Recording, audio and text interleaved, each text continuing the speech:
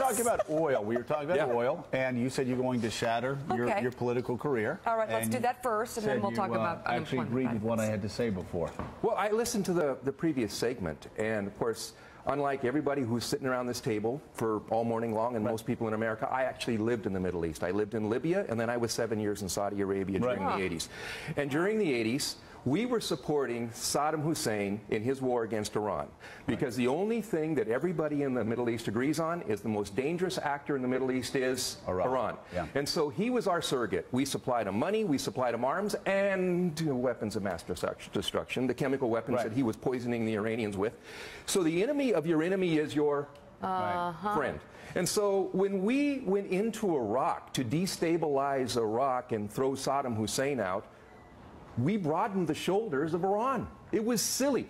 Nobody from Iraq attacked us on 9/11. In fact, Saddam Hussein, he put a hammer on anybody, Al-Qaeda. They weren't welcome in Iraq. So instead of chasing Al-Qaeda, we went into Iraq. Why? Well, in 1953, we overthrew the Shah of Iran. You mentioned that. Excuse me, the elected prime minister installed the playboy, the Shah of Iran, and then we supported him for 30 years. Playboys if they invite you to their parties, but go ahead. For 30 years, we supported him in his torture of his own people, so that British Petroleum could get the oil from Iran.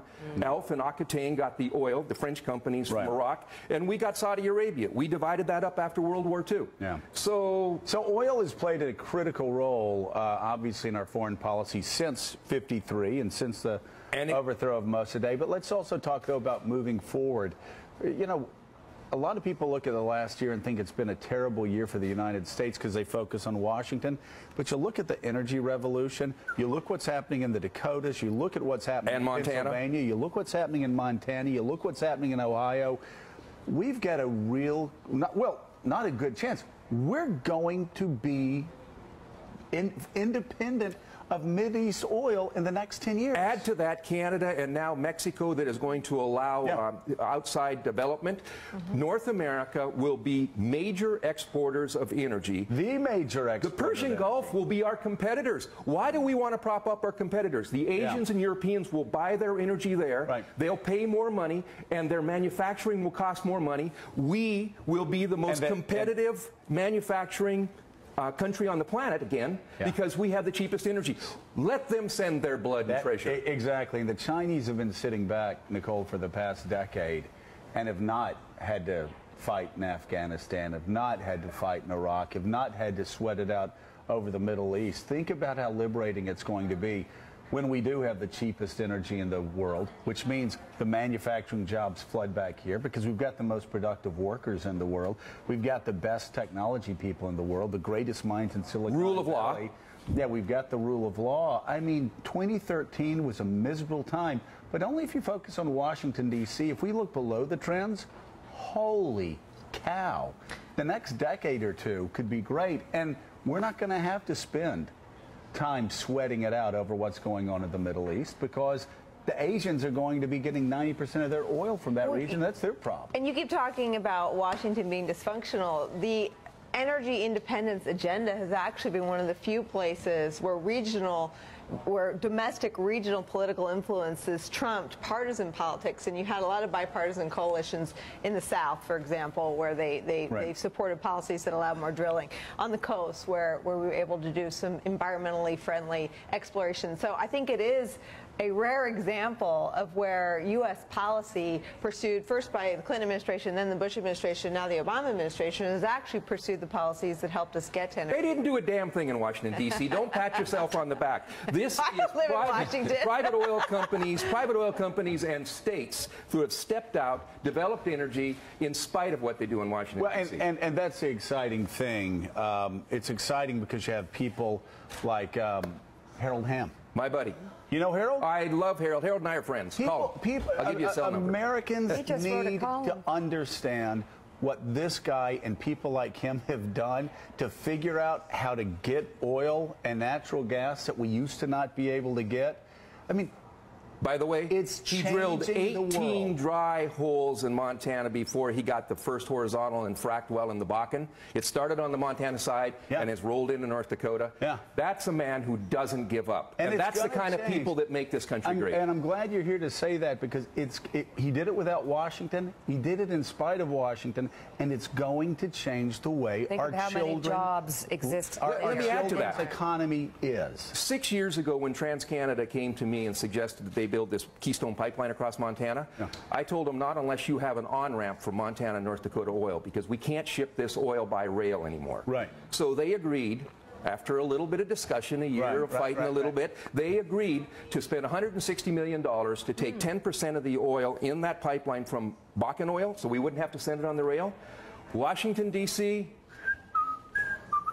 they've held this thing up. Now this pipeline is going to be built to Rupert in British Columbia. Yeah. But Harold Hamm is going to build his own pipeline that starts in Fairview, Montana, and it's going to go down into Wyoming, Guernsey, Wyoming, and then there's enough pipeline capacity to get it to the refiners. Wow. So the Bakken oil is going to be taken care of, but we cannot continue to send it on rail.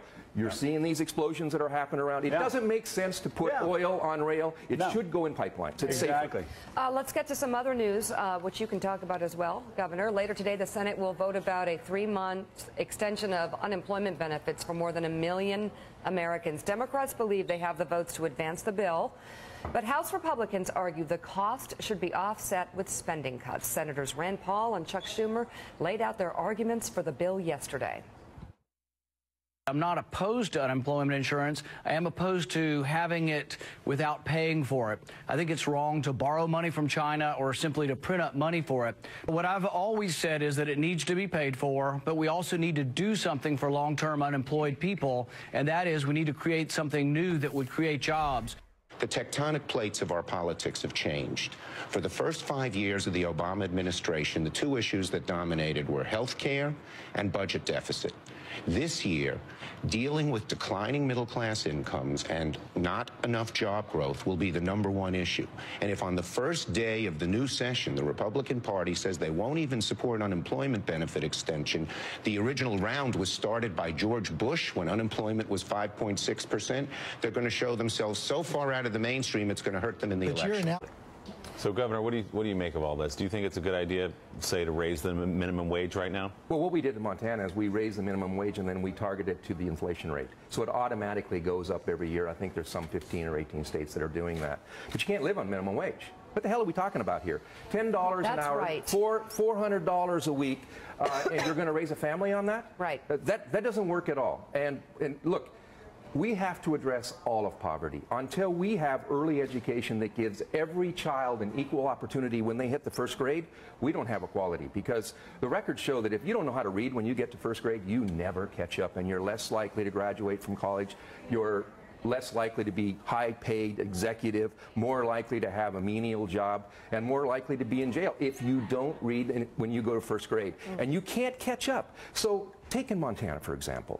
If both of your parents are college educated and you live at the country club, or you know, they have the ability to educate their children before they make it to first grade, that kid's going to be successful. But how about that kid who only has one parent, and it's her grandmother, and her grandmother only speaks Crow or Cheyenne when she goes to first grade? She never catches up. And that's why we passed full-day kindergarten in Montana, so that every single child will have an equal opportunity. Which is what Bill de Blasio to start early. wants to do. Here's what else we did in Montana. We challenged the way higher education was delivered. We lowered the cost of higher education. And after 6 years, Montana was increasing our adult population with a college degree at the fastest rate in the country. We had increased it by 6%, and the average of the rest of the country is 0.8%.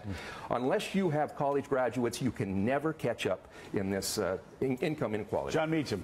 I just think that one of the things that has not, I think one of the big issues for the next couple of months and for going forward is who can make the case for the government part of what is inevitably a mix of public and private pro-growth movement. The governor's right. Obviously, education is absolutely the key. But we've seen with health care that when the public sector role is debated, the bias in the country, at least in the what Joe calls the conservative media entertainment complex, runs against the public sector. And so how this how we get these two wings of the economy together, I think, is a great issue, maybe the key issue of presidential leadership.